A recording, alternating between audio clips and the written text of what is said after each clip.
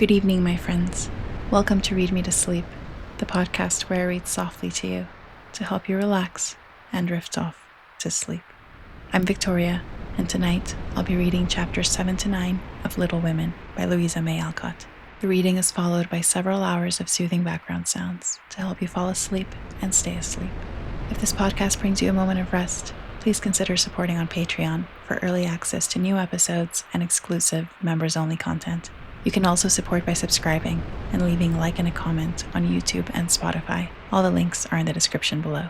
Thank you for joining me tonight. Now, let's settle in. Close your eyes, take a deep breath, and let's begin. Chapter 7. Amy's Valley of Humiliation. "That boy is a perfect cyclops, isn't he?" said Amy one day, as Laurie clattered by on horseback, with a flourish of his whip as he passed. "How dare you say so, when he's got both his eyes? And very handsome ones they are, too," cried Jo, who resented any slighting remarks about her friend. "I didn't say anything about his eyes, and I don't see why you need fire up when I admire his riding." "Oh my goodness, that little goose means a centaur, and she called him a cyclops," exclaimed Jo with a burst of laughter. "You needn't be so rude. It's only a lapse of lingy, as Mr. Davis says," retorted Amy, finishing Jo with her Latin. "I just wish I had a little of the money Laurie spends on that horse," she added, as if to herself, yet hoping her sisters would hear. "Why?" asked Meg kindly, for Jo had gone off in another laugh at Amy's second blunder. "I need it so much. I'm dreadfully in debt, and it won't be my turn to have the rag money for a month." "In debt, Amy? What do you mean?" And Meg looked sober. "Why, I owe at least a dozen pickled limes, and I can't pay them, till I have money, for Marmee forbade me having anything charged at the shop." "Tell me all about it. Are limes the fashion now? It used to be pricking bits of rubber to make balls." And Meg tried to keep her countenance. Amy looked so grave and important. "Why, you see, the girls are always buying them, and unless you want to be thought mean, you must do it too. It's nothing but limes now, for everyone is sucking them in their desks in school time, and trading them off for pencils, bead rings, paper dolls, or something else at recess. If one girl likes another, she gives her a lime. If she's mad with her, she eats one before her face and doesn't offer even a suck. They treat by turns, and I've had ever so many but haven't returned them, and I ought, for they are debts of honor, How much will pay them off and restore your credit?" asked Meg, taking out her purse. "A quarter would more than do it, and leave a few cents over for a treat for you. Don't you like limes?" "Not much. You may have my share. Here's the money. Make it last as long as you can, for it isn't very plenty, "Oh, thank you. It must be so nice to have pocket money. I'll have a grand feast, for I haven't tasted a lime this week. I felt delicate about taking any, as I couldn't return them, and I'm actually suffering for one."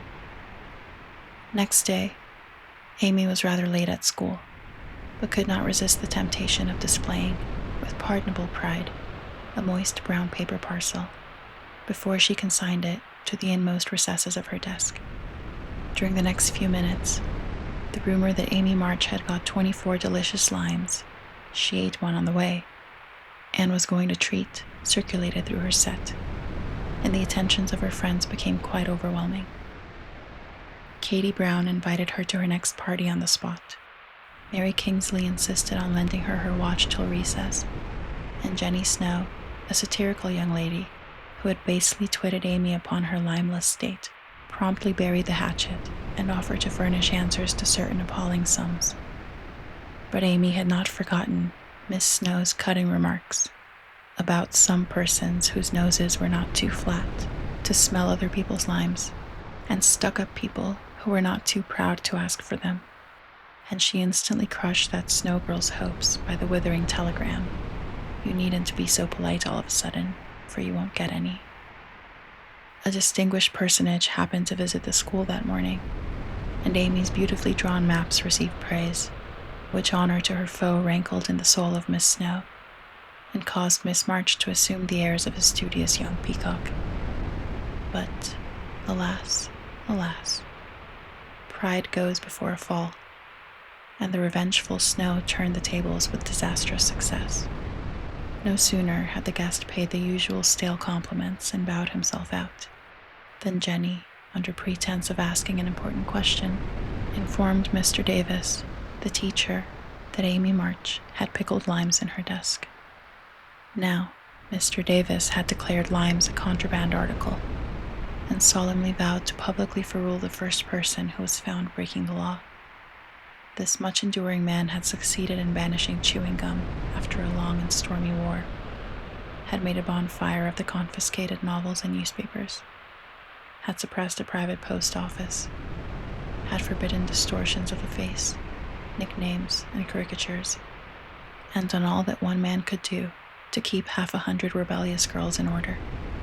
Boys are trying enough to human patience, goodness knows, but girls are infinitely more so, especially to nervous gentlemen with tyrannical tempers and no more talent for teaching than Dr. Blimmer.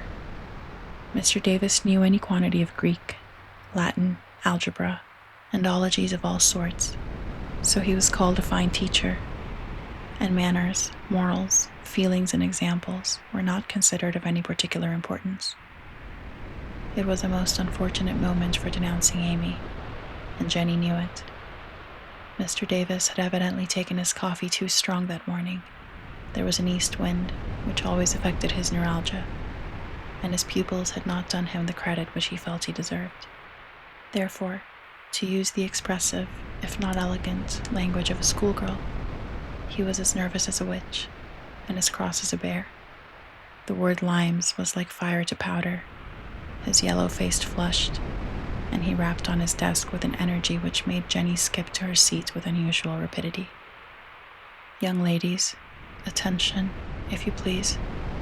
At the stern order, the buzz ceased, and 50 pairs of blue, black, gray, and brown eyes were obediently fixed upon his awful countenance. "Miss March, come to the desk." Amy rose to comply with outward composure, but a secret fear oppressed her, for the limes weighed upon her conscience. "Bring with you the limes you have in your desk," was the unexpected command which arrested her before she got out of her seat. "Don't take all," whispered her neighbor, a young lady of great presence of mind. Amy hastily shook out 6 and laid the rest down before Mr. Davis, feeling that any man possessing a human heart would relent when that delicious perfume met his nose. Unfortunately, Mr. Davis particularly detested the odor of the fashionable pickle, and disgust added to his wrath. "Is that all?" "Not quite," stammered Amy. "Bring the rest immediately." With a despairing glance at her set, she obeyed. "You are sure there are no more?" "I never lie, sir." "So I see. Now, take these disgusting things 2 by 2 and throw them out of the window." There was a simultaneous sigh, which created quite a little gust, as the last hope fled, and the treat was ravished from their longing lips.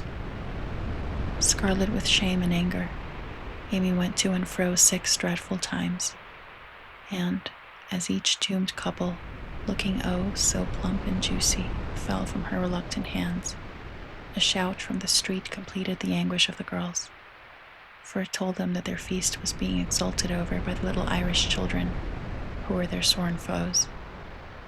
This was too much. All flashed indignant or appealing glances at the inexorable Davis, and one passionate lime lover burst into tears. As Amy returned from her last trip, Mr. Davis gave a portentous and said, in his most impressive manner, "Young ladies, you remember what I said to you a week ago. I am sorry this has happened, but I never allow my rules to be infringed, and I never break my word. Miss March, hold out your hand." Amy started and put both hands behind her, turning on him an imploring look which pleaded for her better than the words she could not utter. She was rather a favorite with old Davis, as of course he was called, and it's my private belief that he would have broken his word if the indignation of one irrepressible young lady had not found vent in a hiss. That hiss, faint as it was, irritated the irascible gentleman and sealed the culprit's fate. "Your hand, Miss March," was the only answer her mute appeal received, and, too proud to cry or beseech, Amy set her teeth, threw back her head defiantly, and bore, without flinching, several tingling blows on her little palm. They were neither many nor heavy, but that made no difference to her. For the first time in her life, she had been struck, and the disgrace, in her eyes, was as deep as if he had knocked her down. "You will now stand on the platform till recess," said Mr. Davis, resolved to do the thing thoroughly, since he had begun. That was dreadful. It would have been bad enough to go to her seat and see the pitying faces of her friends, or the satisfied ones of her few enemies. But to face the whole school, with that shame fresh upon her, seemed impossible, and for a second she felt as if she could only drop down where she stood and break her heart with crying. A bitter sense of wrong and the thought of Jenny Snow helped her to bear it, and, taking the ignominious place, she fixed her eyes on the stove funnel above what now seemed a sea of faces, and stood there, so motionless and white that the girls found it hard to study with that pathetic figure before them. During the 15 minutes that followed, the proud and sensitive little girl suffered a shame and pain which she never forgot. To others it might seem a ludicrous or trivial affair, but to her it was a hard experience, for during the 12 years of her life she had been governed by love alone, and a blow of that sort had never touched her before. The smart of her hand and the ache of her heart were forgotten in the sting of the thought, "I shall have to tell at home, and they will be so disappointed in me." The 15 minutes seemed an hour, but they came to an end at last, and the word recess had never seemed so welcome to her before. "You can go, Miss March," said Mr. Davis, looking, as he felt, uncomfortable. He did not soon forget the reproachful glance Amy gave him as she went, without a word to anyone, straight into the anteroom, snatched her things, and left the place, forever, as she passionately declared to herself. She was in a sad state when she got home, and when the older girls arrived, some time later, an indignation meeting was held at once. Mrs. March did not say much, but looked disturbed, and comforted her afflicted little daughter in her tenderest manner. Meg bathed the insulted hand with glycerin and tears. Beth felt that even her beloved kittens would fail as a balm for griefs like this. Joe wrathfully proposed that Mr. Davis be arrested without delay, and Hannah shook her fist at the villain and pounded potatoes for dinner as if she had him under her pestle. No notice was taken of Amy's flight, except by her mate, but the sharp-eyed demoiselles discovered that Mr. Davis was quite benignant in the afternoon, also unusually nervous. Just before school closed, Jo appeared, wearing a grim expression as she stalked up to the desk and delivered a letter from her mother, then collected Amy's property and departed, carefully scraping the mud from her boots on the doormat, as if she shook the dust of the place off her feet. "Yes, you can have a vacation from school, but I want you to study a little every day with Beth," said Mrs. March that evening. "I don't approve of corporal punishment, especially for girls. I dislike Mr. Davis's manner of teaching, and don't think the girls you associate with are doing you any good, so I shall ask your father's advice before I send you anywhere else." "That's good. I wish all the girls would leave and spoil his old school. It's perfectly maddening to think of those lovely lines," sighed Amy, with the air of a martyr. "I am not sorry you lost them, for he broke the rules and deserved some punishment for disobedience. was the severe reply, which rather disappointed the young lady, who expected nothing but sympathy. "Do you mean you are glad I was disgraced before the whole school?" cried Amy. "I should not have chosen that way of mending a fault," replied her mother, "but I am not sure that it won't do you more good than a bolder method. You are getting to be rather conceited, my dear, and it is quite time you set about correcting it.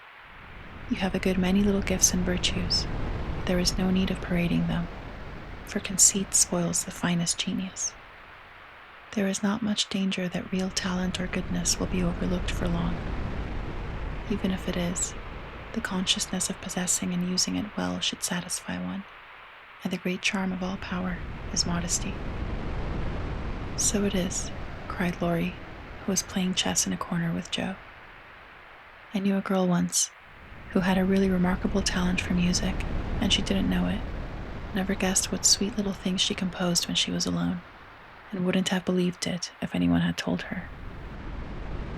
I wish I'd known that nice girl. Maybe she would have helped me. I'm so stupid," said Beth, who stood beside him, listening eagerly. "You do know her, and she helps you better than anyone else could," answered Laurie, looking at her with such mischievous meaning in his merry black eyes, that Beth suddenly turned very red and hid her face in the sofa cushion, quite overcome by such an unexpected discovery. Joe let Laurie win the game, to pay for that praise of her Beth, who could not be prevailed upon to play for them after her compliment. So Laurie did his best, and sang delightfully, being in a particularly lively humor, for to the marches he seldom showed the moody side of his character. When he was gone, Amy, who had been pensive all evening, said suddenly, as if busy over some new idea, "Is Laurie an accomplished boy?" "Yes, he has had an excellent education and has much talent. He will make a fine man, if not spoiled by petting," replied her mother. "And he isn't conceited, is he?" asked Amy. "Not in the least. That is why he's so charming, and we all like him so much." "I see. It's nice to have accomplishments and be elegant, but not to show off or get perked up," said Amy thoughtfully. "These things are always seen and felt in a person's manner and conversations, if modestly used, but it is not necessary to display them," said Mrs. March, "any more than it's proper to wear all your bonnets and gowns and ribbons at once, that folks may know you've got them," added Joe, and the lecture ended in a laugh. Chapter 8. Joe meets Apollyon.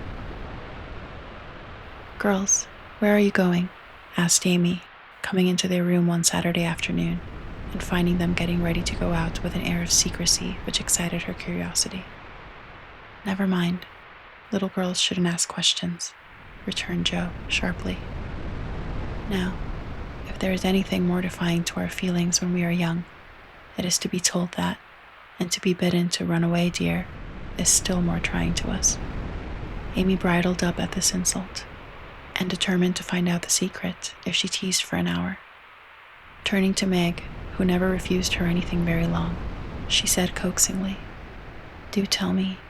I should think you might let me go, too, for Beth is fussing over her piano, and I haven't got anything to do, and I'm so lonely."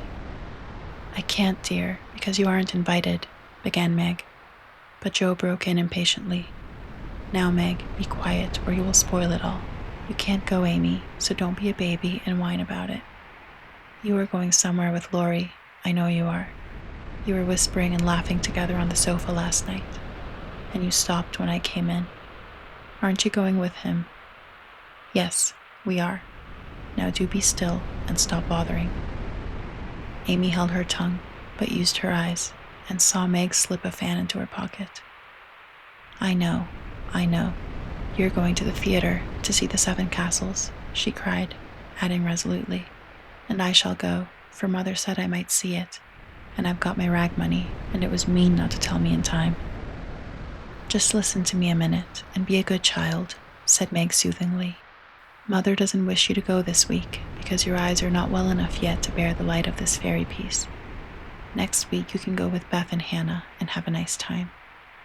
I don't like that half as well as going with you and Laurie. Please let me. I've been sick with this cold so long, and shut up. I'm dying for some fun. Do, Meg. I'll be ever so good, pleaded Amy, looking as pathetic as she could. Suppose we take her. I don't believe Mother would mind if we bundle her up well, began Meg. If she goes, I shan't, and if I don't, Laurie won't like it, and it will be very rude.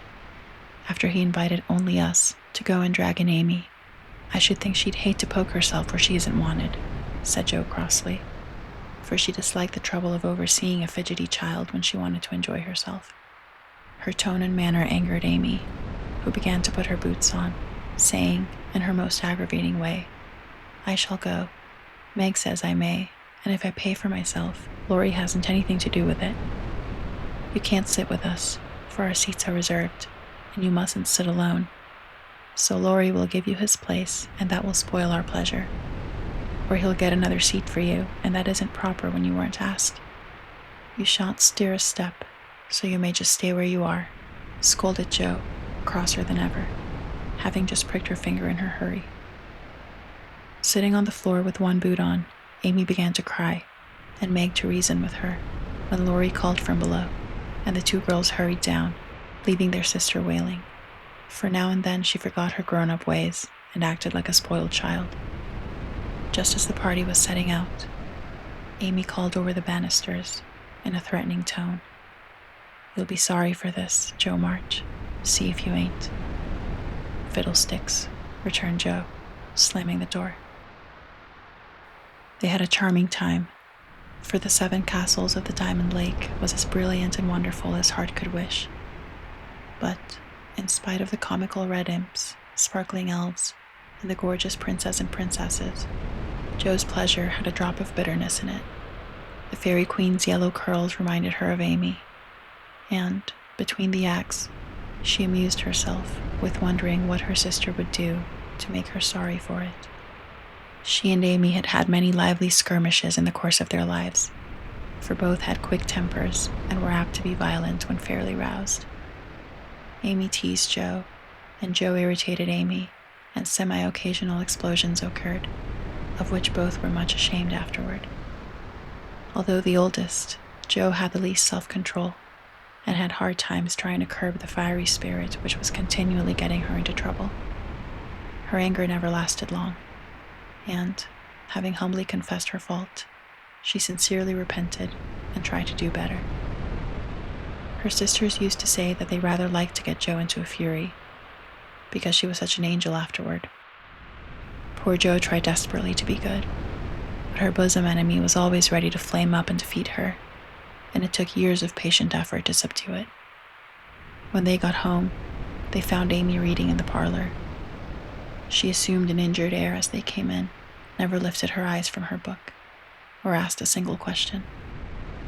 Perhaps curiosity might have conquered resentment, if Beth had not been there to inquire and receive a glowing description of the play. On going up to put away her best hat, Jo's first look was toward the bureau, for in their last quarrel, Amy had soothed her feelings by turning Jo's top drawer upside down on the floor. Everything was in its place, however, and, after a hasty glance into her various closets, bags, and boxes, Jo decided that Amy had forgiven and forgotten her wrongs. There Jo was mistaken, for next day she made a discovery which produced a tempest. Meg, Beth, and Amy were sitting together, late in the afternoon, when Jo burst into the room, looking excited and demanding breathlessly, "Has anyone taken my book?" Meg and Beth said, "No," at once, and looked surprised. Amy poked the fire and said nothing. Jo saw her color rise and was down upon her in a minute. "Amy, you've got it." "No, I haven't." "You know where it is, then?" "No, I don't." "That's a fib," cried Jo, taking her by the shoulders, and looking fierce enough to frighten a much braver child than Amy. "It isn't. I haven't got it. Don't know where it is now, and don't care." "You know something about it, and you'd better tell at once, or I'll make you," and Jo gave her a slight shake. "Scold as much as you like. You'll never see your silly old book again," cried Amy, getting excited in her turn. "Why not?" "I burned it up." What? My little book I was so fond of, and worked over, and meant to finish before Father got home. Have you really burned it? Said Jo, turning very pale, while her eyes kindled and her hands clutched Amy nervously. Yes, I did. I told you I'd make you pay for being so cross yesterday, and I have, so. Amy got no further, for Jo's hot temper mastered her, and she shook Amy till her teeth chattered in her head, crying in a passion of grief and anger. You wicked, wicked girl. I can never write it again, and I'll never forgive you as long as I live. Meg flew to rescue Amy, and Beth to pacify Jo, but Jo was quite beside herself, and, with a parting box on her sister's ear, she rushed out of the room, up to the old sofa in the garret, and finished her fight alone. The storm cleared up below, for Mrs. March came home, and, having heard the story, soon brought Amy to a sense of the wrong she had done to her sister. Jo's book was the pride of her heart, and was regarded by her family as a literary sprout of great promise. It was only half a dozen little fairy tales, but Jo had worked over them patiently, putting her whole heart into her work, hoping to make something good enough to print. She had just copied them with great care, and had destroyed the old manuscript, so that Amy's bonfire had consumed the loving work of several years. It seemed a small loss to others, but to Jo it was a dreadful calamity, and she felt that it never could be made up to her. Beth mourned as for a departed kitten, and Meg refused to defend her pet. Mrs. March looked grave and grieved, and Amy felt that no one would love her till she had asked pardon for the act which she now regretted more than any of them. When the tea bell rang, Jo appeared, looking so grim and unapproachable that it took all Amy's courage to say meekly, Please forgive me, Jo. I'm very, very sorry. I never shall forgive you, was Jo's stern answer, and, from that moment, she ignored Amy entirely.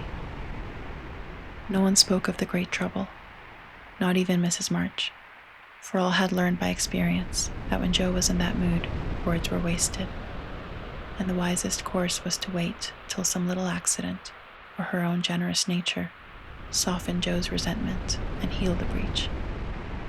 It was not a happy evening, for though they sewed as usual, while their mother read aloud from Bremer, Scott, or Edgeworth, something was wanting, and the sweet home peace was disturbed.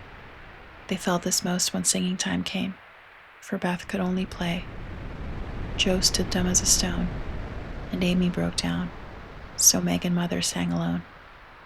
But, in spite of their efforts to be as cheery as larks, the flute-like voices did not seem to chord as well as usual, and all fell out of tune. As Jo received her goodnight kiss, Mrs. March whispered gently, My dear, don't let the sun go down upon your anger. Forgive each other, help each other, and begin again tomorrow. Jo wanted to lay her head down on that motherly bosom and cry her grief and anger all away, but tears were an unmanly weakness, and she felt so deeply injured that she really couldn't quite forgive yet. So she winked hard, shook her head, and said gruffly, because Amy was listening, It was an abominable thing, and she doesn't deserve to be forgiven. With that, she marched off to bed, and there was no merry or confidential gossip that night. Amy was much offended that her overtures of peace had been repulsed, and began to wish she had not humbled herself, to feel more injured than ever, and to plume herself on her superior virtue in a way which was particularly exasperating. Jo still looked like a thundercloud, and nothing went well all day. It was bitter cold in the morning. She dropped her precious turnover in the gutter. Aunt March had an attack of the fidgets. Meg was sensitive. Beth would look grieved and wistful when she got home, and Amy kept making remarks about people who were always talking about being good and yet wouldn't even try when other people set them a virtuous example. Everybody is so hateful. I'll ask Laurie to go skating. He is always kind and jolly and will put me to rights, I know, said Jo to herself, and off she went. Amy heard the clash of skates and looked out with an impatient exclamation. There, she promised I should go next time, for this is the last ice we shall have. But it's no use to ask such a cross patch to take me. Don't say that. You were very naughty, and it is hard to forgive the loss of her precious little book. But I think she might do it now, and I guess she will, if you try her at the right minute, said Meg. Go after them. Don't say anything till Joe has got good-natured with Laurie. Then take a quiet minute and just kiss her, or do some kind thing, and I'm sure she'll be friends again with all her heart. I'll try, said Amy, for the advice suited her, and after a flurry to get ready, she ran after the friends, who were just disappearing over the hill. It was not far to the river, but both were ready before Amy reached them. Joe saw her coming and turned her back. Laurie did not see, for he was carefully skating along the shore, sounding the ice, for a warm spell had preceded the cold snap. I'll go on to the first bend and see if it's all right before we begin to race, Amy heard him say, as he shot away, looking like a young Russian in his fur-trimmed coat and cap. Joe heard Amy panting after her run, stamping her feet and blowing on her fingers as she tried to put her skates on. But Joe never turned and went slowly zigzagging down the river, taking a bitter, unhappy sort of satisfaction in her sister's troubles. She had cherished her anger till it grew strong and took possession of her, as evil thoughts and feelings always do, unless cast out at once. As Laurie turned the bend, he shouted back, "Keep near the shore, it isn't safe in the middle." Joe heard, but Amy was struggling to her feet and did not catch a word. Joe glanced over her shoulder, and the little demon she was harboring said in her ear, "No matter whether she heard or not, let her take care of herself." Laurie had vanished round the bend. Joe was just at the turn, and Amy, far behind, striking out toward the smoother ice in the middle of the river. For a minute, Joe stood still with a strange feeling in her heart. Then, she resolved to go on, but something held and turned her round, just in time to see Amy throw up her hands and go down, with a sudden crash of rotten ice, a splash of water, and a cry that made Joe's heart stand still with fear. She tried to call Laurie, but her voice was gone. She tried to rush forward, but her feet seemed to have no strength in them, and for a second, she could only stand motionless, staring with a terror-stricken face at the little blue hood above the black water. Something rushed swiftly by her, and Laurie's voice cried out, "Bring a rail, quick, quick."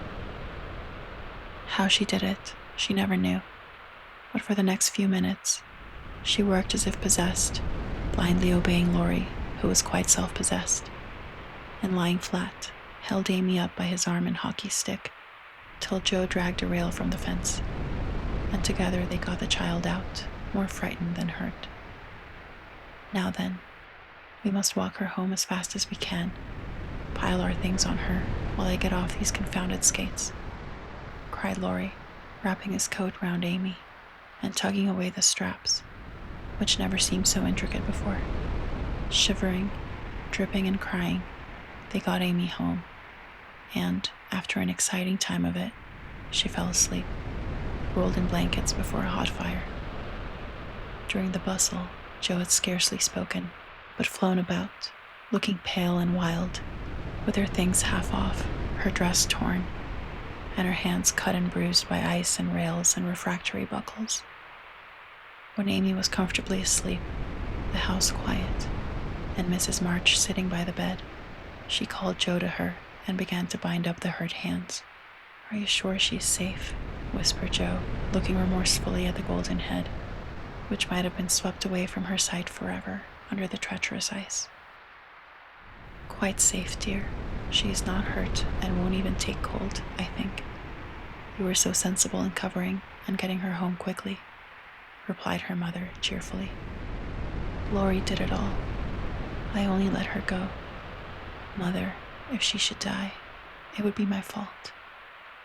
And Joe dropped down beside the bed in a passion of penitent tears, telling all that had happened, bitterly condemning her hardness of heart, and sobbing out her gratitude for being spared the heavy punishment which might have come upon her. It's my dreadful temper. I try to cure it. I think I have, and then it breaks out worse than ever. Oh, Mother, what shall I do? What shall I do? Cried poor Joe in despair.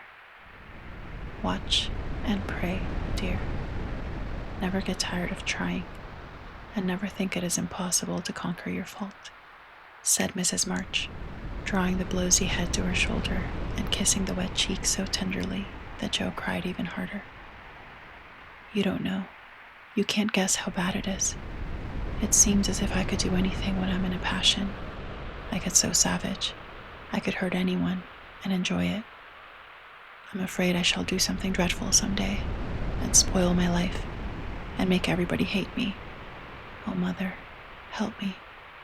Do help me. I will, my child. I will. Don't cry so bitterly. But remember this day, and resolve with all your soul that you will never know another like it. Joe, dear, we all have our temptations, some far greater than yours, and it often takes us all our lives to conquer them. We think your temper is the worst in the world, but mine used to be just like it. Yours, Mother? Why, you were never angry. And for the moment, Joe forgot remorse and surprise. I've been trying to cure it for 40 years, and have only succeeded in controlling it. I am angry nearly every day of my life, Joe, but I have learned not to show it, and I still hope to learn not to feel it, though it may take me another 40 years to do so. The patience and the humility of the face she loved so well was a better lesson to Joe than the wisest lecture, the sharpest reproof. She felt comforted at once by the sympathy and confidence given her. The knowledge that her mother had a fault like hers, and tried to mend it, made her own easier to bear and strengthened her resolution to cure it, though 40 years seemed rather a long time to watch and pray to a girl of 15. Mother, are you angry when you fold your lips tight together and go out of the room sometimes, when Aunt March scolds or people worry you? Asked Joe, feeling nearer and dearer to her mother than ever before. Yes, I've learned to check the hasty words that rise to my lips, and when I feel that they mean to break out against my will, I just go away for a minute and give myself a little shake for being so weak and wicked, answered Mrs. March with a sigh and a smile, as she smoothed and fastened up Joe's disheveled hair. How did you learn to keep still? That is what troubles me, for the sharp words fly out before I know what I'm about, and the more I say, the worse I get, till it's a pleasure to hurt people's feelings and say dreadful things. Tell me how you do it, Marmee dear. My good mother used to help me, as you do us, interrupted Joe with a grateful kiss. But I lost her when I was a little older than you are, and for years had to struggle on alone, for I was too proud to confess my weakness to anyone else. I had a hard time, Joe, and shed a good many bitter tears over my failures, for in spite of my efforts, I never seemed to get on. Then, your father came, and I was so happy that I found it easy to be good. But by and by, when I had 4 little daughters round me and we were poor, then the old trouble began again, for I am not patient by nature, and it tried me very much to see my children wanting anything. Poor mother, what helped you then? Your father, Joe. He never loses patience, never doubts or complains, but always hopes and works and waits so cheerfully that one is ashamed to do otherwise before him. He helped and comforted me, and showed me that I must try to practice all the virtues I would have my little girls possess, for I was their example. It was easier to try for your sakes than for my own. A startled or surprised look from one of you when I spoke sharply rebuked me more than any words could have done, and the love, respect, and confidence of my children was the sweetest reward I could receive for my efforts to be the woman I would have them copy. "Oh, Mother, if I am ever half as good as you, I shall be satisfied," cried Joe, much touched. "I hope you will be a great deal better, dear, but you must keep watch over your bosom enemy, as Father calls it, or it may sadden, if not spoil your life. You have had a warning.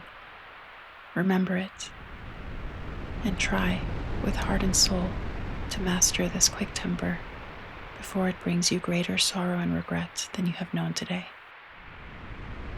"I will try, Mother, I truly will, but you must help me, remind me, and keep me from flying out.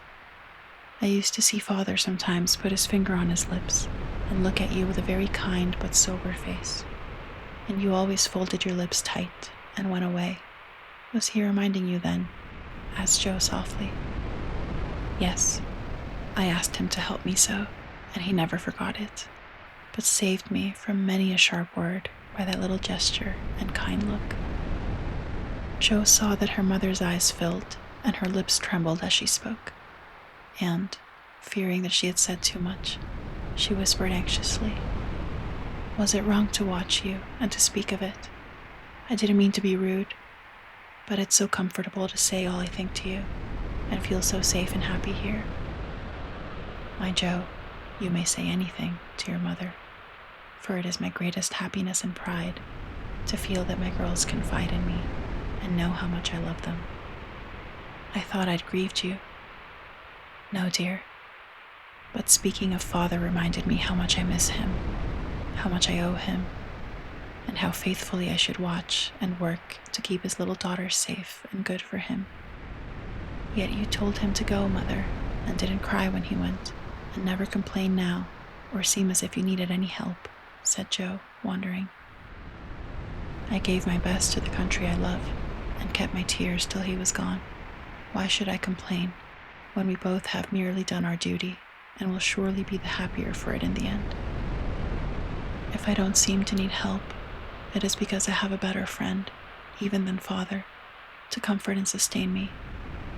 My child, the troubles and temptations of your life are beginning, and may be many, but you can overcome and outlive them all if you learn to feel the strength and tenderness of your Heavenly Father as you do that of your earthly one.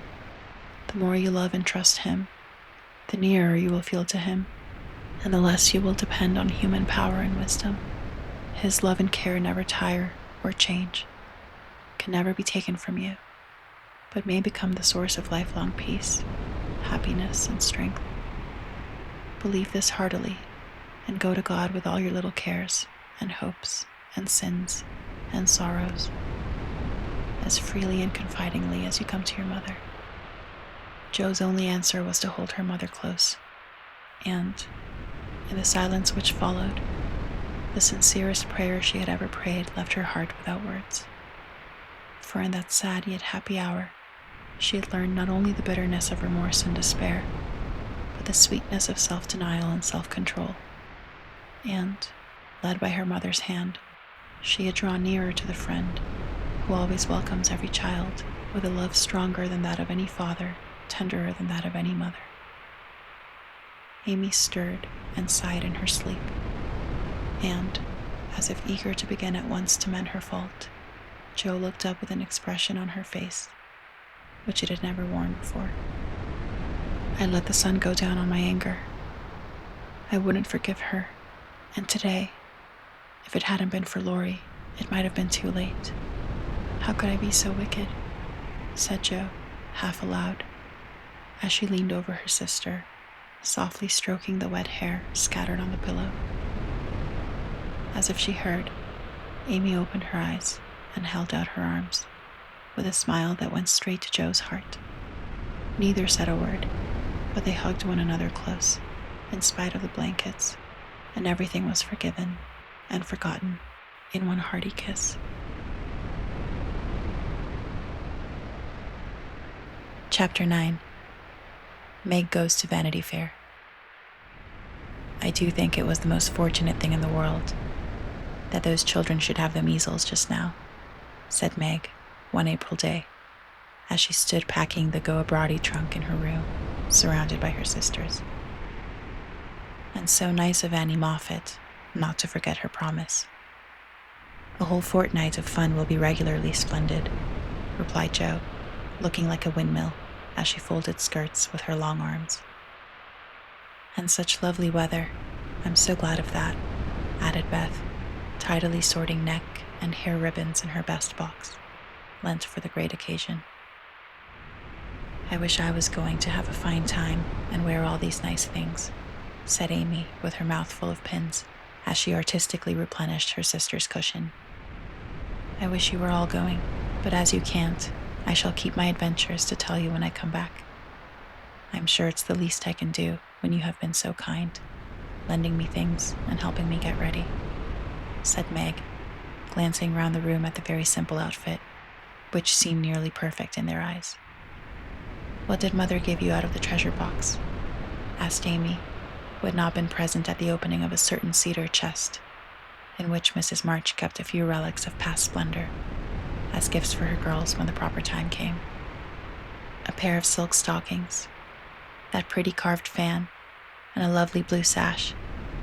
I wanted the violet silk, but there isn't time to make it over, so I must be contented with my old tarlatan. It will look nice over my new muslin skirt, and the sash will set it off beautifully. I wish I hadn't smashed my coral bracelet, for you might have had it, said Jo, who loved to give and lend, but whose possessions were usually too dilapidated to be of much use. There is a lovely old-fashioned pearl set in the treasure chest, but Mother said real flowers were the prettiest ornament for a young girl, and Laurie promised to send me all I want, replied Meg. Now, let me see. There's my new gray walking suit. Just curl up the feather in my hat, Beth, then my poplin for Sunday and the small party. It looks heavy for spring, doesn't it? The violet silk would be so nice. Oh dear. Never mind. You've got the tarlatan for the big party, and you always look like an angel in white, said Amy, brooding over the little store of finery in which her soul delighted.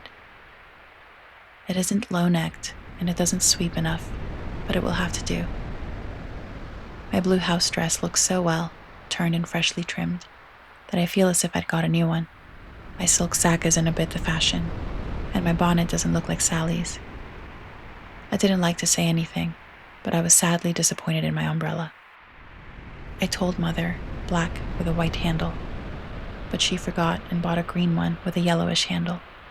It's strong and neat, so I ought not to complain, but I know I shall feel ashamed of it besides Annie's silk one with a gold top, sighed Meg, surveying the little umbrella with great disfavor. Change it, advised Jo. I won't be so silly or hurt Marmie's feelings when she took so much pains to get my things. It's a nonsensical notion of mine, and I'm not going to give up to it. My silk stockings and 2 pairs of new gloves are my comfort. You're a dear to lend me yours, Jo. I feel so rich and sort of elegant with 2 new pairs, and the old ones cleaned up for common. And Meg took a refreshing peep at her glove box. Annie Moffat has blue and pink bows on her nightcaps. Would you put some on mine? She asked, as Beth brought up a pile of snowy muslins, fresh from Hannah's hands. No, I wouldn't, for the smart caps won't match the plain gowns without any trimming on them. Poor folks shouldn't rig, said Jo decidedly. I wonder if I shall ever be happy enough to have real lace on my clothes and bows on my caps, said Meg impatiently. You said the other day that you'd be perfectly happy if you could only go to Annie Moffat's, observed Beth in her quiet way. So I did. Well, I am happy, and I won't fret. But it does seem as if the more one gets, the more one wants, doesn't it? There now, the trays are ready, and everything in, but my ball dress, which I shall leave for Mother to pack, said Meg, cheering up, as she glanced from the half-filled trunk to the many times pressed and mended white tarlatan, which she called her ball dress with an important air. The next day was fine, and Meg departed in style for a fortnight of novelty and pleasure. Mrs. March had consented to the visit rather reluctantly, fearing that Margaret would come back more discontented than she went. But she begged so hard, and Sally had promised to take good care of her, and a little pleasure seemed so delightful after a winter of irksome work that the mother yielded, and the daughter went to take her first taste of fashionable life. The Moffats were very fashionable, and simple Meg was rather daunted, at first, by the splendor of the house and the elegance of its occupants. But they were kindly people, in spite of the frivolous life they led, and soon put their guest at her ease. Perhaps Meg felt, without understanding why, that they were not particularly cultivated or intelligent people, and that all their gilding could not quite conceal the ordinary material of which they were made. It certainly was agreeable to fare sumptuously, drive in a fine carriage, wear her best frock every day, and do nothing but enjoy herself. It suited her exactly, and soon she began to imitate the manners and conversation of those about her, to put on little airs and graces, use French phrases, crimp her hair, take in her dresses, and talk about the fashions as well as she could. The more she saw of Annie Moffat's pretty things, the more she envied her and sighed to be rich. Home now looked bare and dismal as she thought of it. Work grew harder than ever, and she felt that she was a very destitute and much injured girl, in spite of the new gloves and silk stockings. She had not much time for repining, however, for the three young girls were busily employed in having a good time. They shopped, walked, rode, and called all day, went to theaters and operas, or frolicked at home in the evening, for Annie had many friends and knew how to entertain them. Her older sisters were very fine young ladies, and one was engaged, which was extremely interesting and romantic, Meg thought. Mr. Moffat was a fat, jolly old gentleman who knew her father, and Mrs. Moffat, a fat, jolly old lady, who took as great a fancy to Meg as her daughter had done. Everyone petted her, and Daisy, as they called her, was in a fair way to have her head turned. When the evening for the small party came, she found that the poplin wouldn't do at all, for the other girls were putting on thin dresses and making themselves very fine indeed. So out came the tarletan, looking older, limper, and shabbier than ever, beside Sally's crisp new one. Meg saw the girls glance at it and then at one another, and her cheeks began to burn, for, with all her gentleness, she was very proud. No one said a word about it, but Sally offered to dress her hair, and Annie to tie her sash, and Belle, the engaged sister, praised her white arms. But in their kindness, Meg saw only pity for her poverty, and her heart felt very heavy as she stood by herself, while the others laughed, chattered, and flew about like gauzy butterflies. The hard, bitter feeling was getting pretty bad when the maid brought in a box of flowers. Before she could speak, Annie had the cover off, and all were exclaiming at the lovely roses, heath, and fern within. "It's for Belle, of course. George always sends her some, but these are altogether ravishing," cried Annie with a great sniff. "They are for Miss March," the man said, "and here's a note," put in the maid, holding it to Meg. "What fun! Who are they from? Didn't know you had a lover," cried the girls, fluttering about Meg in a high state of curiosity and surprise. "The note is from Mother, and the flowers from Laurie," said Meg simply, yet much gratified that he had not forgotten her. "Oh, indeed," said Annie with a funny look, as Meg slipped the note into her pocket as a sort of talisman against envy, vanity, and false pride, for the few loving words had done her good, and the flowers cheered her up by their beauty. Feeling almost happy again, she laid by a few ferns and roses for herself, and quickly made up the rest in dainty bouquets for the breasts, hair, or skirts of her friends, offering them so prettily that Clara, the elder sister, told her she was the sweetest little thing she ever saw, and they looked quite charmed with her small attention. Somehow, the kind act finished her despondency, and when all the rest went to show themselves to Mrs. Moffat, she saw a happy, bright-eyed face in the mirror as she laid her ferns against her rippling hair and fastened the roses in the dress that didn't strike her as so very shabby now. She enjoyed herself very much that evening, for she danced to her heart's content. Everyone was very kind, and she had 3 compliments. Annie made her sing, and someone said she had a remarkably fine voice. Major Lincoln asked who the fresh little girl with the beautiful eyes was, and Mr. Moffat insisted on dancing with her because she didn't dawdle but had some spring in her, as he gracefully expressed it. So altogether, she had a very nice time, till she overheard a bit of conversation, which disturbed her extremely. She was sitting just inside the conservatory, waiting for her partner to bring her an ice, when she heard a voice ask on the other side of the flowery wall, "How old is he?" 16 or 17, I should say, replied another voice. It would be a grand thing for one of those girls, wouldn't it?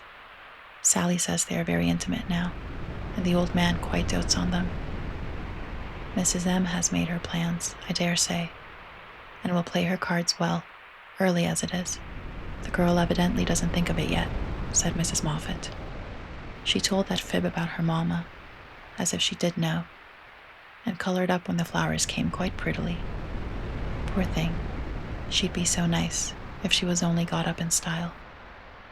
Do you think she'd be offended if we offered to lend her a dress for Thursday? Asked another voice.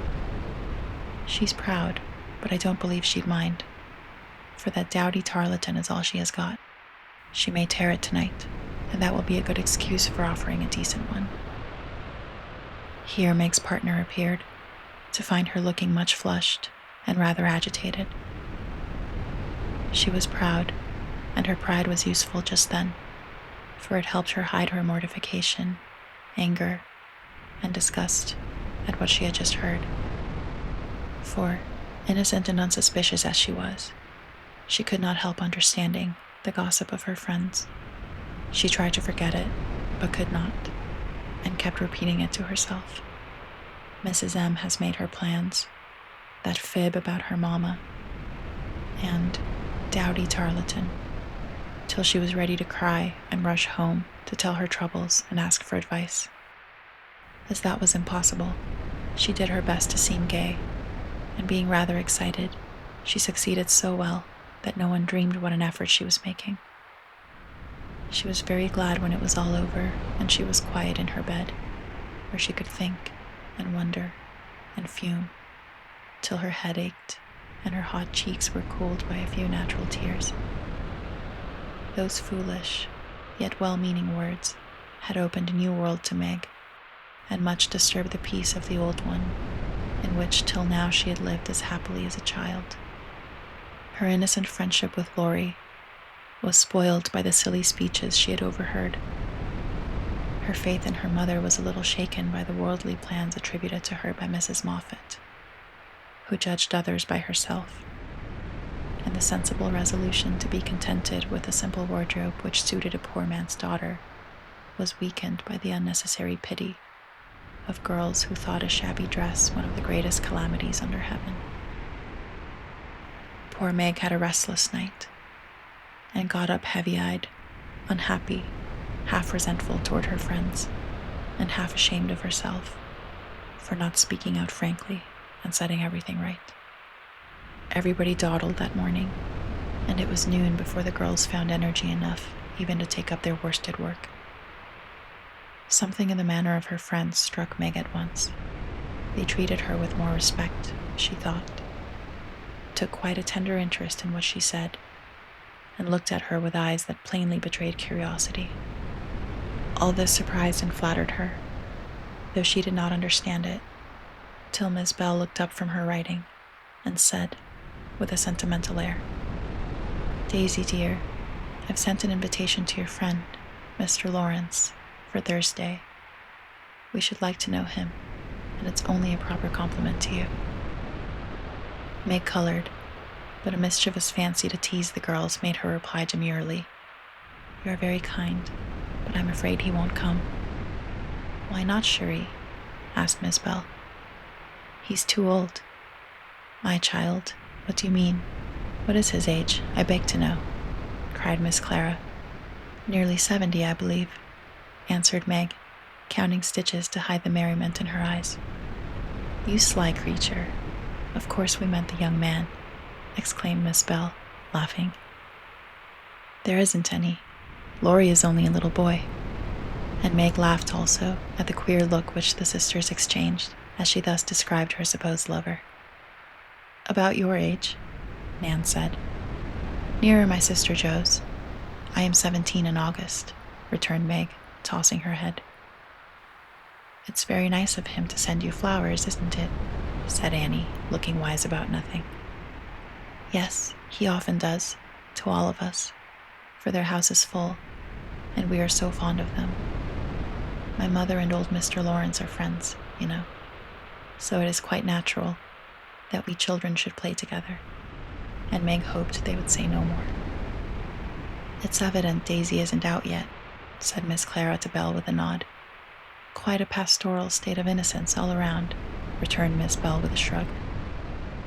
"I'm going out to get some little matters for my girls. Can I do anything for you young ladies?" asked Mrs. Moffat, lumbering in like an elephant, in silk and lace. "No, thank you, ma'am," replied Sally. "I've got my new pink silk for Thursday and don't want a thing." "Nor I," began Meg, but stopped because it occurred to her that she did want several things and could not have them. "What shall you wear?" asked Sally. "My old white one again, if I can mend it fit to be seen. It got sadly torn last night," said Meg, trying to speak quite easily, but feeling very uncomfortable. "Why don't you send home for another?" said Sally, who was not an observing young lady. "I haven't got any other."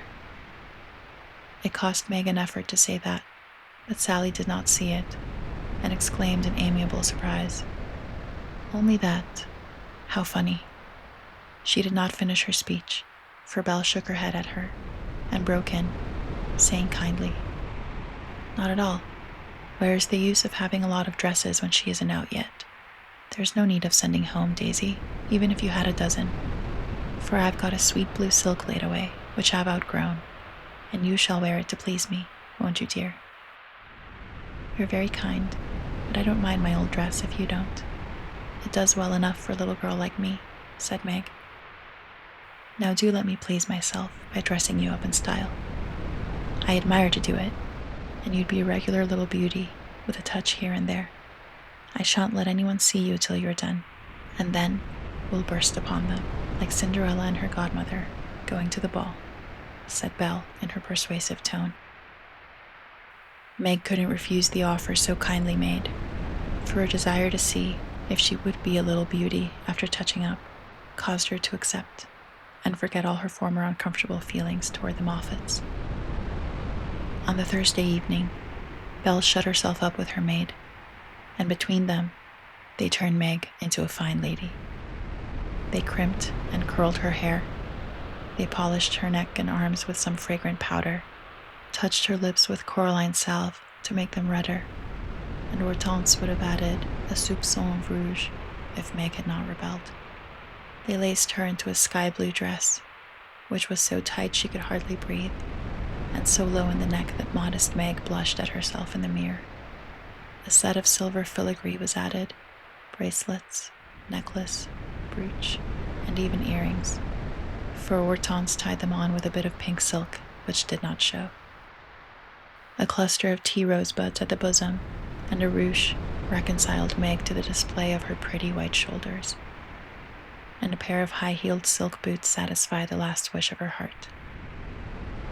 A lace handkerchief, a plumy fan, and a bouquet in a shoulder holder finished her off, and Miss Bell surveyed her with the satisfaction of a little girl with a newly dressed doll. "Mademoiselle is charmante, très jolie, is she not?" cried Hortense, clasping her hands in an affected rapture. "Come and show yourself," said Miss Bell, leading the way to the room where the others were waiting. As Meg went rustling after, with her long skirts trailing, her earrings tinkling, her curls waving, and her heart beating, She felt as if her fun had really begun at last, for the mirror had plainly told her that she was a little beauty.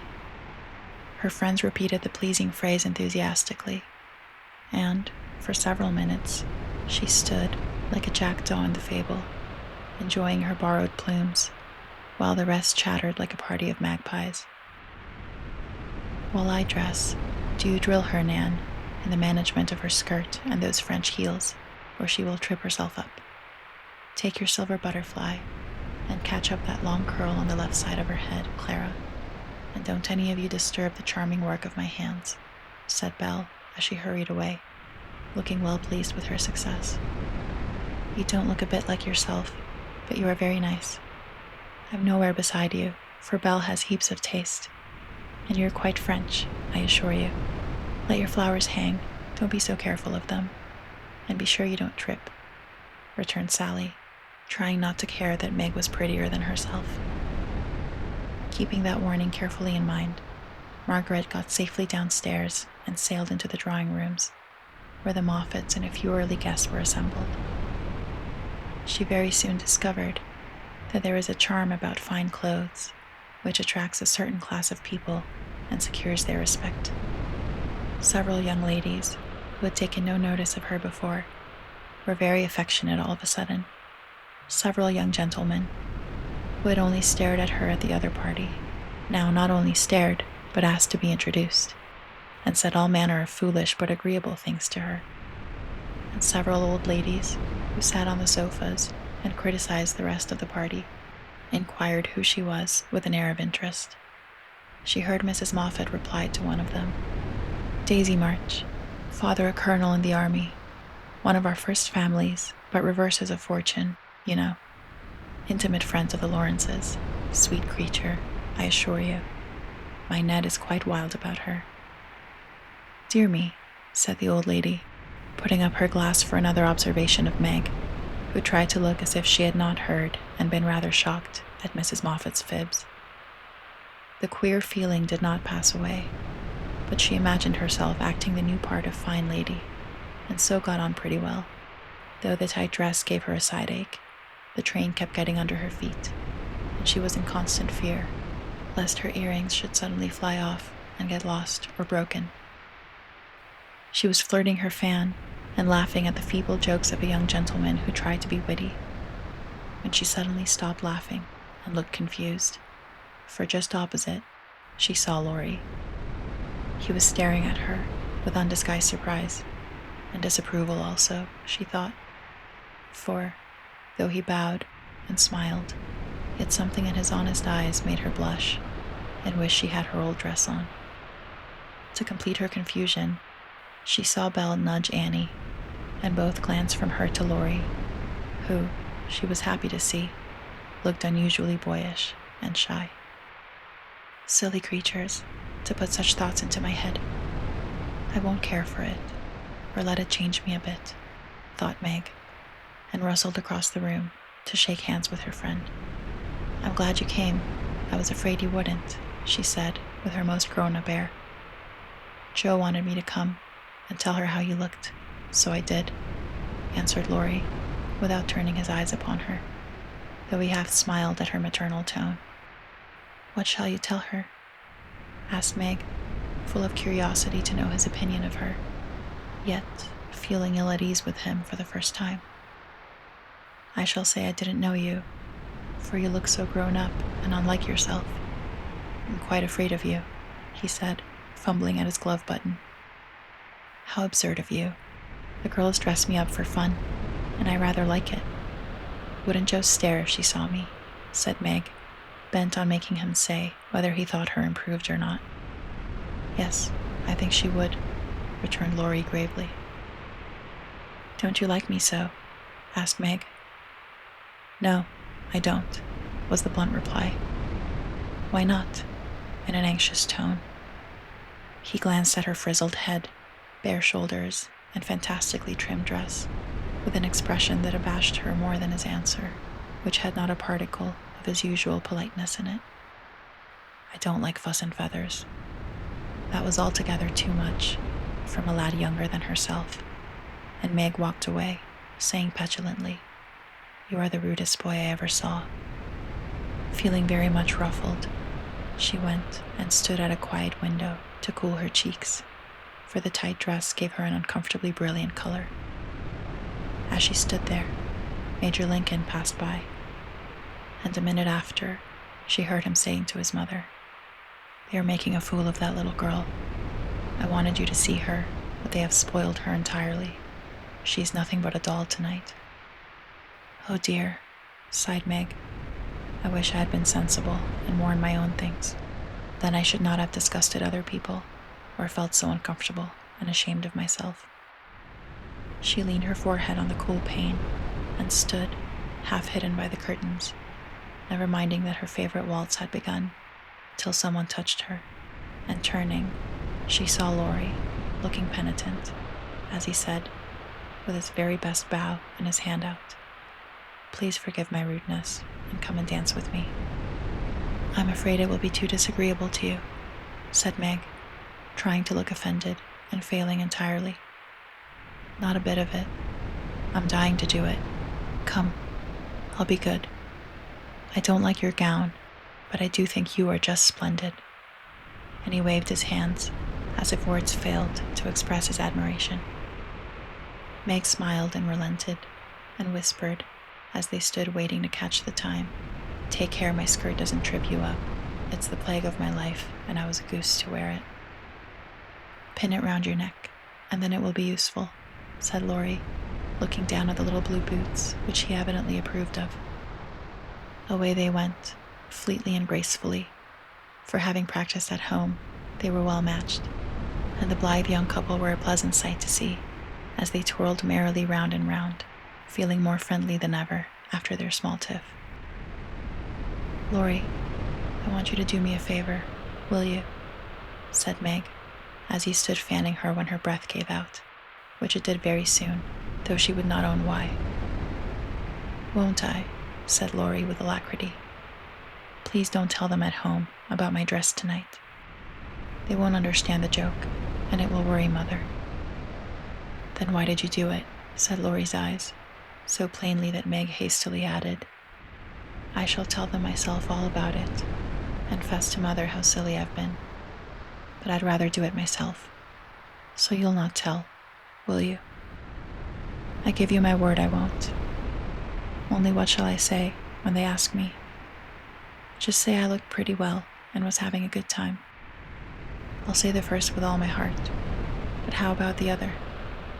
You don't look as if you were having a good time, are you?" And Laurie looked at her with an expression which made her answer in a whisper, "No, not just now. Don't think I'm horrid. I only wanted a little fun. But this sort doesn't pay, I find, and I'm getting tired of it. Here comes Ned Moffat." "What does he want?" said Laurie, knitting his black brows, as if he did not regard his young host in the light of a pleasant addition to the party. "He put his name down for 3 dances, and I suppose he's coming for them." "What a bore," said Meg, assuming a languid air which amused Laurie immensely. He did not speak to her again till supper time, when he saw her drinking champagne with Ned and his friend Fisher, who were behaving like a pair of fools, as Laurie said to himself, for he felt a brotherly sort of right to watch over the marches and fight their battles whenever a defender was needed. "You'll have a splitting headache tomorrow if you drink much of that. I wouldn't, Meg. Your mother doesn't like it, you know," he whispered, leaning over her chair, as Ned turned to refill her glass, and Fisher stooped to pick up her fan. "I'm not Meg tonight. I'm a doll who does all sorts of crazy things. Tomorrow I shall put away my fuss and feathers and be desperately good again," she answered with an affected little laugh. "Wish tomorrow was here then," muttered Laurie, walking off, ill-pleased at the change he saw in her. Meg danced and flirted, chattered and giggled, as the other girls did. After supper she undertook the German, and blundered through it, nearly upsetting her partner with her long skirt, and romping in a way that scandalized Laurie, who looked on and meditated a lecture. But he got no chance to deliver it, for Meg kept away from him till he came to say good night. "Remember," she said, trying to smile, for the splitting headache had already begun. Silence à la mort, replied Laurie with a melodramatic flourish as he went away. This little bit of byplay excited Annie's curiosity, but Meg was too tired for gossip and went to bed, feeling as if she had been to a masquerade and hadn't enjoyed herself as much as she expected. She was sick all the next day, and on Saturday went home, quite used up with her fortnight's fun, and feeling that she had sat in the lap of luxury long enough. It does seem pleasant to be quiet and not have company manners on all the time. Home is a nice place, though it isn't splendid, said Meg, looking about her with a restful expression as she sat with her mother and Joe on the Sunday evening. I'm glad to hear you say so, dear, for I was afraid home would seem dull and poor to you after your fine quarters, replied her mother, who had given her many anxious looks that day, for motherly eyes are quick to see any change in children's faces. Meg had told her adventures gaily, and said over and over what a charming time she had had, but something still seemed to weigh upon her spirits, and, when the younger girls were gone to bed, she sat, thoughtfully staring at the fire, saying little and looking worried. As the clock struck 9 and Joe proposed bed, Meg suddenly left her chair and, taking Beth's stool, leaned her elbows on her mother's knee, saying bravely, Marmee, I want to fess. I thought so. What is it, dear? Shall I go away? Asked Joe discreetly. Of course not. Don't I always tell you everything? I was ashamed to speak of it before the younger children, but I want you to know all the dreadful things I did at the Moffats. We are prepared, said Mrs. March, smiling, but looking a little anxious. I told you they dressed me up, but I didn't tell you that they powdered and squeezed and frizzled and made me look like a fashion plate. Laurie thought I wasn't proper. I know he did, though he didn't say so. And one man called me a doll. I knew it was silly, but they flattered me and said I was a beauty and quantities of nonsense. So I let them make a fool of me. Is that all? Asked Joe, as Mrs. March looked silently at the downcast face of her pretty daughter and could not find it in her heart to blame her little follies. No, I drank champagne and romped and tried to flirt and was altogether abominable, said Meg self-reproachfully. There is something more, I think, and Mrs. March smoothed the soft cheek, which suddenly grew rosy as Meg answered slowly. Yes, it's very silly, but I want to tell it, because I hate to have people say and think such things about us and Laurie. Then she told the various bits of gossip she had heard at the Moffats, and, as she spoke, Joe saw her mother fold her lips tightly, as if ill-pleased that such ideas should be put into Meg's innocent mind. Well, if that isn't the greatest rubbish I ever heard, cried Joe indignantly. Why didn't you pop out and tell them so on the spot? I couldn't. It was so embarrassing for me. I couldn't help hearing at first, and then I was so angry and ashamed. I didn't remember that I ought to go away. Just wait till I see Annie Moffat, and I'll show you how to settle such ridiculous stuff. The idea of having plans and being kind to Laurie because he's rich and may marry us by and by. Won't he shout when I tell him what those silly things say about us poor children? And Joe laughed, as if, on second thought, the thing struck her as a good joke. If you tell Laurie, I'll never forgive you. She mustn't, must she, Mother? Said Meg, looking distressed. No, never repeat that foolish gossip, and forget it as soon as you can, said Mrs. March gravely.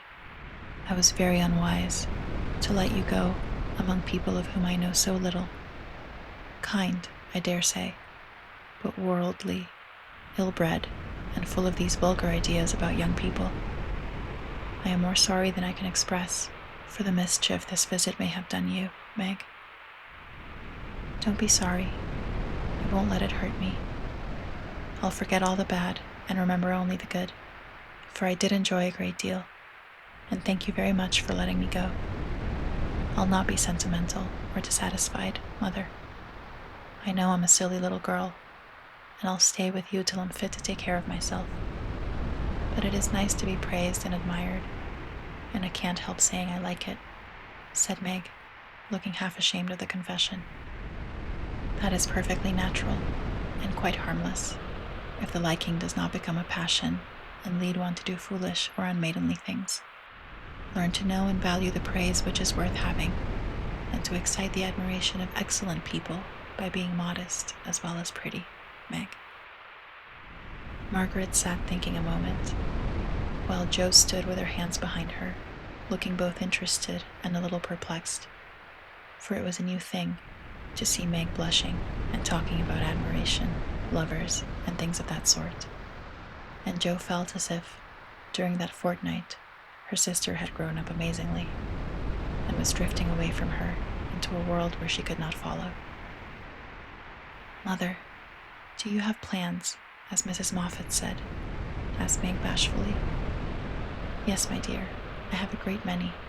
All mothers do. But mine differ somewhat from Mrs. Moffat's, I suspect. I will tell you some of them, for the time has come when a word may set this romantic little head and heart of yours right on a very serious subject. You are young, Meg, but not too young to understand me, and mother's lips are the fittest to speak of such things to girls like you. Jo, your turn will come in time, perhaps, so listen to my plans and help me carry them out, if they are good." Jo went and sat on one arm of the chair, looking as if she thought they were about to join in some very solemn affair. Holding a hand of each, and watching the two young faces wistfully, Mrs. March said, in her serious yet cheery way, "I want my daughters to be beautiful, accomplished, and good, to be admired, loved, and respected, to have a happy youth, to be well and wisely married, and to lead useful, pleasant lives, with as little care and sorrow to try them as God sees fit to send.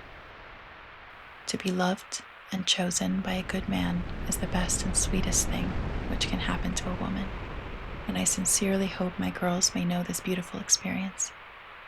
It is natural to think of it, Meg, right to hope and wait for it, and wise to prepare for it, so that, when the happy time comes, you may feel ready for the duties and worthy of the joy. My dear girls, I am ambitious for you, but not to have you make a dash in the world, marry rich men merely because they are rich, or have splendid houses which are not homes because love is wanting. Money is a needful and precious thing, and when well used, a noble thing, but I never want you to think it is the first or only prize to strive for. I'd rather see you poor men's wives, if you were happy, beloved, contented, than queens on thrones, without self-respect and peace. Poor girls don't stand any chance, Belle says, unless they put themselves forward, sighed Meg. Then we'll be old maids, said Jo stoutly. Right, Jo. Better be happy old maids than unhappy wives or unmaidenly girls, running about to find husbands, said Mrs. March decidedly. Don't be troubled, Meg. Poverty seldom daunts a sincere lover. Some of the best and most honored women I know were poor girls, but so love-worthy that they were not allowed to be old maids. Leave these things to time. Make this home happy, so that you may be fit for homes of your own, if they are offered you, and contented here if they are not. One thing remember, my girls, Mother is always ready to be your confidant, Father to be your friend, and both of us hope and trust that our daughters, whether married or single, will be the pride and comfort of our lives. We will, Marmee, we will, cried both with all their hearts, as she bade them good night.